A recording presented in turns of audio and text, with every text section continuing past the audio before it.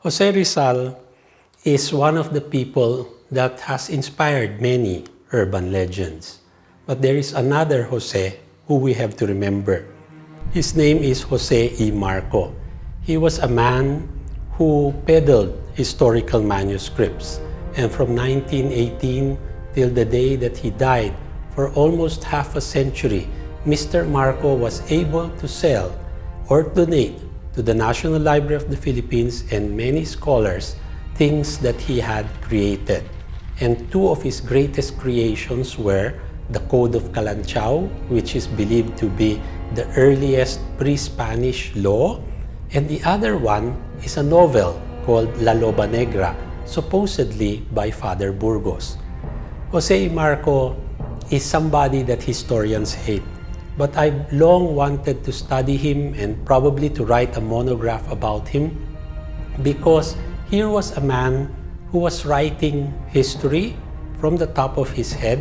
He messed up Philippine historiography, but this is a man who, I don't know what his real motives are, but I'd like to think that maybe if we had asked him why he did this, aside from making money, he would probably say, you know, before the war, you wanted proof of pre-Spanish Filipino civilization. You had none. So I created the Code of Calanchao for you. In the 1950s, you wanted a hero who might be better than Jose Rizal. So I gave you Father Burgos, and he created over 50 fake works of Burgos. So in a sense, this is a man who can probably look me in the eye and say, you wanted things that you could not find in your history, so I created it for you. And so if you want to be Filipino and you want to be nationalistic, then you believe what I'm telling you to believe. Fake history also gets into the picture because of politics. And a good example would be Apollonario Mabini, who is best remembered under the title The Sublime Paralytic. I know what a paralytic is, but I don't quite know how it matches with sublime. And although I knew this phrase growing up, it was only years later when I was attending meetings with a friend at the Historical Commission, and the two senior members of the commission, E. Aguilar Cruz, who was our ambassador to UNESCO, and the historian Teodoro Agoncillo, during a break, went out and looked at the statue of Mabini in front of the National Library, and someone said, it's the sublime paralytic, and the other one said, from the sublime to the syphilitic. And they both started laughing. After they laughed, I asked them, why did you say this? And they sort of whispered conspiratorially and said, do you know that Mabini's paralysis was caused by syphilis? And I kept this in the back of my mind to use at some future time, except that in 1980, I found out that Mabini's remains were exhumed. His bones were arranged like a jigsaw puzzle, and they were studied, x-rayed, measured, and the conclusion by an orthopedic surgeon was that Mabini's paralysis was actually caused by polio. There was no syphilis involved. Now, I mentioned this one day to national artist F. Shonil Jose, who wrote part of his Rosales trilogy, or his book on generations. One of the volumes is called Poon, and in that volume, Mabini is referenced, and Mabini lost the use of his legs because of syphilis. And so I told Frankie Jose, you know, the syphilis story is not true because we have the latest medical opinion that says it was polio. But I didn't stop there. I started to trace where the story came from, and I found out that Apollonario Mabini was Emilio Aguinaldo's closest advisor. He was the person for whom all papers to the president and out would pass. So he was powerful, and yet he was hated. And so people who hated him, especially in the Malolos Congress, created the syphilis story in order to discredit him and probably to force him to resign. So when you think about it, it sounds very contemporary. The whole idea of creating fake news so that you can get someone out of the way or tarnish someone's reputation, this has happened to none other than Apollonario Mabini.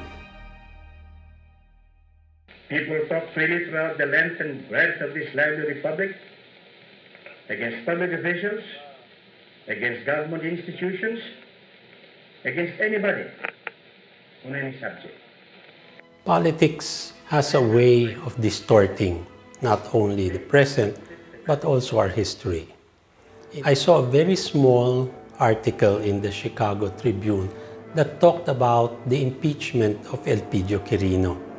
Quirino was the first president to undergo an impeachment hearing.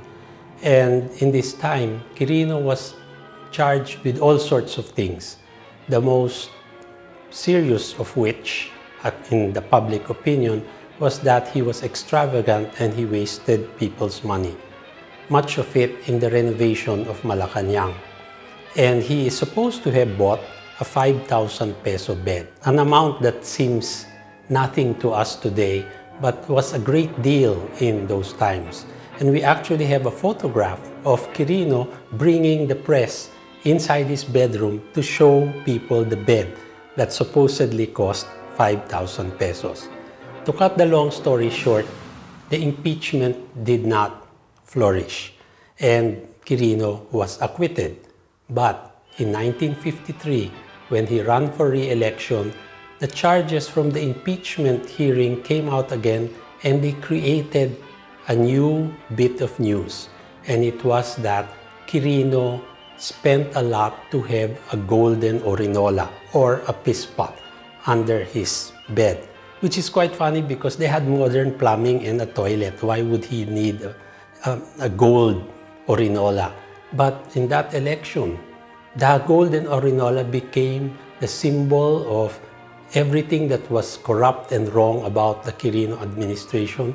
And even if it was not true, Quirino was remembered at that time for a golden orinola that did not exist. On social media, you will find many memes about Juan Ponce Enrile and how immortal he is. On my Facebook feed, once I saw advertised a Juan Ponce Enrile Immortality Seminar. Enrile has been with us for a long time. Even when I was a boy, he was already part of Marcos and martial law. And you go back to history and you see that one of the justifications for martial law was that they shot up or they ambushed Enrile in Wakwak in September of 1972. When Marcos heard about the ambush and Enrile survived, he said that this made the proclamation of martial law a necessity. As of the 21st of this month, I signed Proclamation number 1081, placing the entire Philippines under martial law. In Ferdinand Marcos's diary, we actually see Marcos writing about the assassination attempt and this being one of the reasons why he was forced to declare martial law. Now, in 1986, after Marcos was exiled to the United States, Juan Ponce Enrile is supposed to have said that the assassination attempt was staged. The ambush was staged. I said, but I did not say who staged it. I did not say that I staged. So the correct word was staged. Yes. And it was staged so that they would have an excuse to declare martial law. That became part of our history from '86. But many years later, when Enrile published his memoirs, he recanted his 1986 statement and said, Martial law was already going on. Why should I fake my ambush to justify martial law when it was already on, an irreversible day? So when you look at it, this is one historical figure telling us two different versions of the same event. So our question is, which side do we want to believe and why? Marcos is one president who had a fine sense of history or his place in history. And I have been working for a number of years on putting together the handwritten diary that he wrote over many years in order for us to understand the events. But when I looked at the diary and sometimes I look at his speeches, some things don't quite match. In 1972, he actually gave a speech to the Philippine Historical Association. And some of the members of this association were his professors in the University of the Philippines. And in this speech, he actually declared, I will tell you about the particulars of the declaration of martial law. In our history books, the declaration of martial law is always given as September 21, 1972. But everyone knows that the martial law decree was actually implemented on the 23rd. The document was dated September 21 simply because Marcos was superstitious about numbers and he liked things that had a number 7 or in multiples of 7.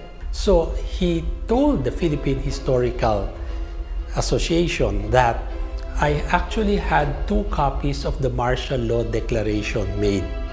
And 1 copy I signed on September 17, but I dated it September 21. So you have a 17 and you have a 21. And he kept this document. According to him, I kept the document because I was waiting for a sign from God to tell me whether I should proceed or not. So in this speech, Marcos says, and it is actually typed out and transcribed, and he says that even before the ambush of Secretary Ponce Enrile, I had already ordered the enforcement of the proclamation. Long before that, I had decided to proclaim martial law. So when you see it, we have a historical document, we have Marcos saying different things. Marcos, because of his sense of history, even corrected his birthday. He was supposed to have been born on September 11, 1917.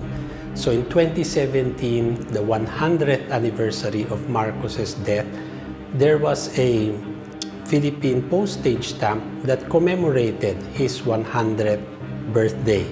But then a document came out from the Civil Registrar of Sarat, his birthplace, where according to the records, he was actually born in 1916. And not 1917. And I have asked the Marcoses to confirm or deny this document, and there has been no record. But it shows you that if a man is willing to fake or alter even his own birthday, maybe he is somebody that we cannot trust, and it is a history that he has written that might be more problematic than truth. Dealing with fake news is like dealing with history. You have to look at the past, you have to validate it, you have to check it and make sure that it is accurate, or even if it's accurate, to see that our interpretation or the values that we put into it, the colors we put into it, are accurate and true. Fake news becomes history after a while, and I like to think that fake news should not move into history, which becomes permanent. Today we talk about historical revisionism, especially in terms of the Marcos period. When we talk about Rizal or Mabini or people 100 years ago, it does not really change things. It's just a matter of giving truth or using truth in order to validate something in the past.